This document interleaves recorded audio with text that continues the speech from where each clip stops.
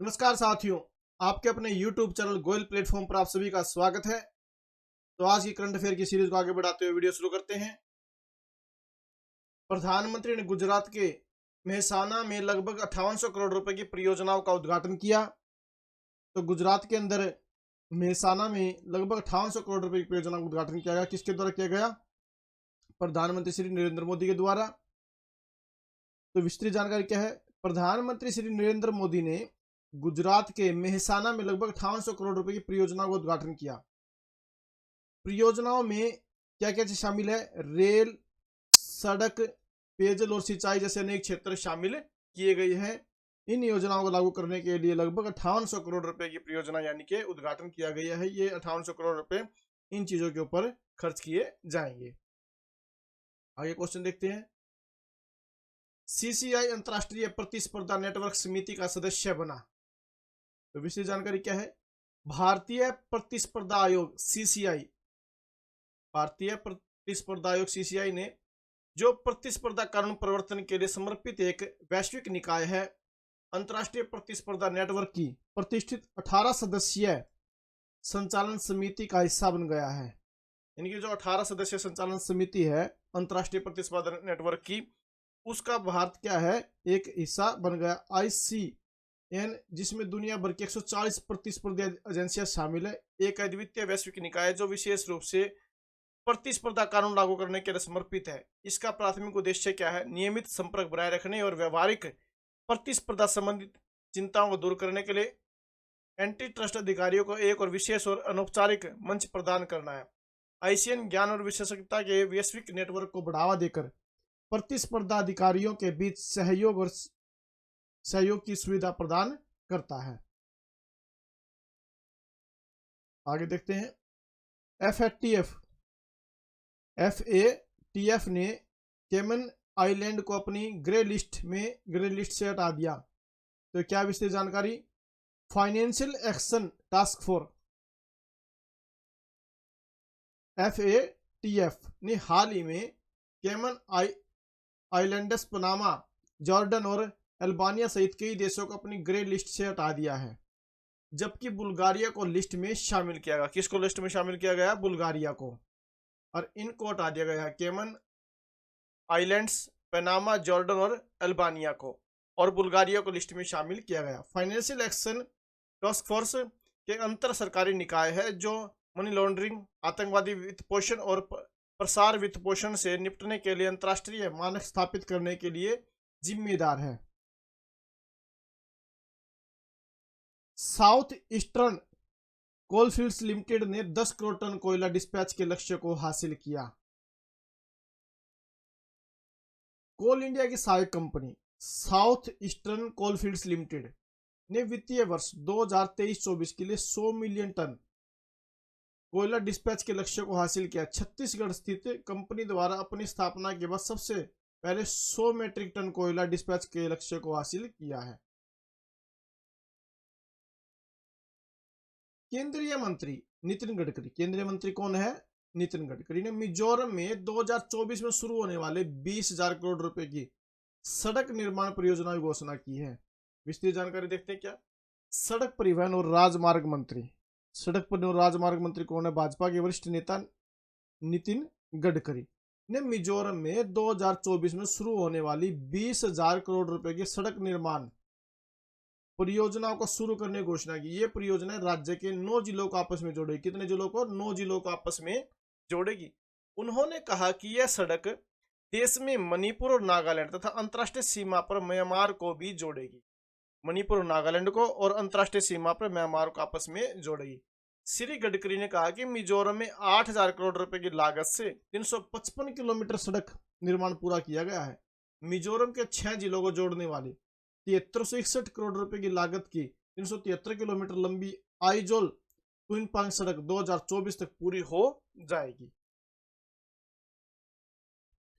भारत में पहला जिला स्तरीय अध्ययन उच्च रक्तचाप देखभाल में असमानता को प्रकट करता है। रिपोर्ट क्या है? तो क्या इसकी जानकारी?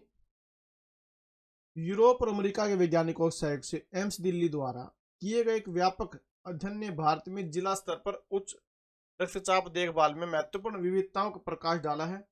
यह अभूतपूर्व अध्ययन उच्च रक्तचाप से निपटने के लिए लक्षित दृष्टिकोण की तत्काल आवश्यकता को रेखांकित करता है, जिसे अक्सर म्यूक हत्यारा साइलेंट किलर कहा जाता है। अध्ययन में रक्तचाप निदान, उपचार और नियंत्रण के संदर्भ में जिलों में पर्याप्त भिन्नताएं पाई गई है।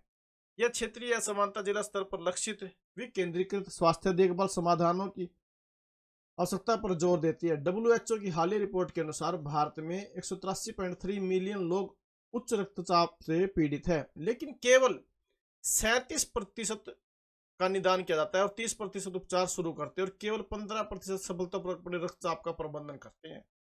अध्ययन इस बात पर जोर देता है कि यदि रक्तचाप नियंत्रण पर दर से सुधार होता है तो जो उच्च रक्तचाप को संबोधित करने में 2040 तक भारत में कम से कम 4.6 मिलियन मौतों को रोका जा सकता है। अगर जो उच्च रक्तचाप है उसको नियंत्रित कर जाए, उसको प्रबंध किया जाए तो 4.6 मिलियन मौतों को रोका जा सकता है 2040 तक भारत में।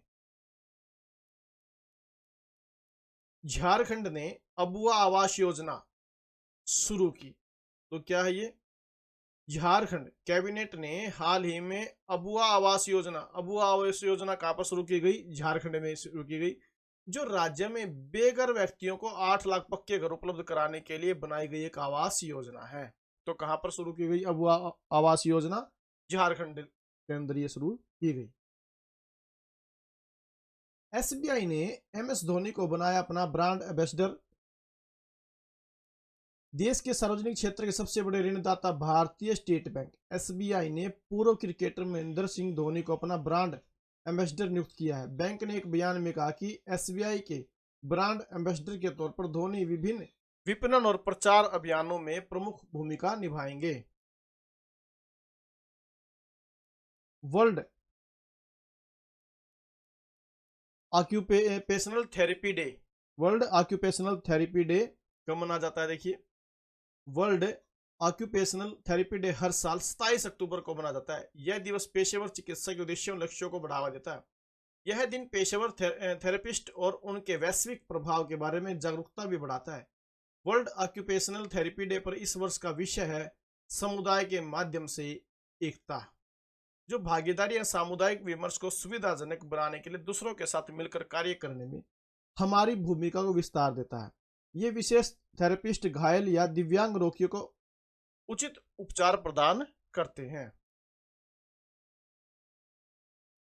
विश्व स्ट्रोक दिवस 2023 हर साल 29 अक्टूबर को विश्व स्ट्रोक दिवस मनाया जाता है। स्ट्रोक के बढ़ते जोखिमों की रोकथाम और उपचार के बारे में जागरूकता बढ़ाने में स्ट्रोक के शिकार लोगों को बेहतर देखभाल सुनिश्चित कराने के उद्देश्य से हर साल स्ट्रोक दिवस मनाया जाता है।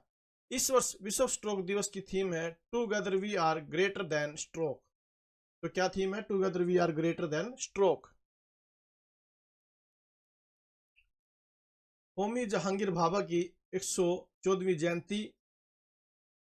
डॉक्टर होमी जहांगीर भाभा, जिनका जन्म 30 अक्टूबर 1909 को हुआ, एक प्रसिद्ध परमाणु भौतिक विज्ञान और भारत के वैज्ञानिक भविष्य को आकार देने में प्रमुख व्यक्ति थे। उन्होंने कॉस्मिक रिसर्च यूनिट की स्थापना की और मुंबई में Tata institute of fundamental research की स्थापना में महत्वपूर्ण भूमिका निभाई।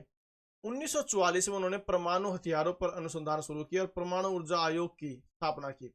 1942 में उन्होंने कैम्ब्रिज विश्वविद्यालय द्वारा एडम्स पुरस्कार से सम्मानित किया गया।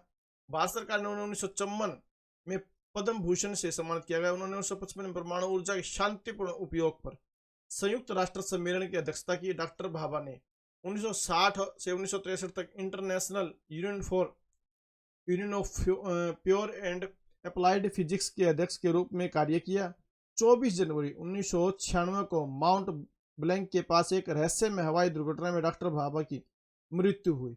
उनकी मौत को लेकर अटकलें जारी है कि उन्हें भारत के परमाणु कार्यक्रम को बाधित करने के लिए निशाना बनाया गया होगा। तुर्की गणराज्य 100वां वर्षगांठ समारोह। तुर्की गणराज्य ने अपनी 100वीं वर्षगांठ मनाई, जो ऑटोमन साम्राज्य के पतन के बाद एक आधुनिक धर्मनिरपेक्ष राज्य के रूप में इसकी स्थापना की एक शताब्दी है। फ्रेंड्स फेम अभिनेता मैथ्यू पेरी का निधन। प्रसिद्ध अमेरिकी कैनेडियन एक्टर मैथ्यू पेरी का 54 साल की उम्र में निधन हो गया।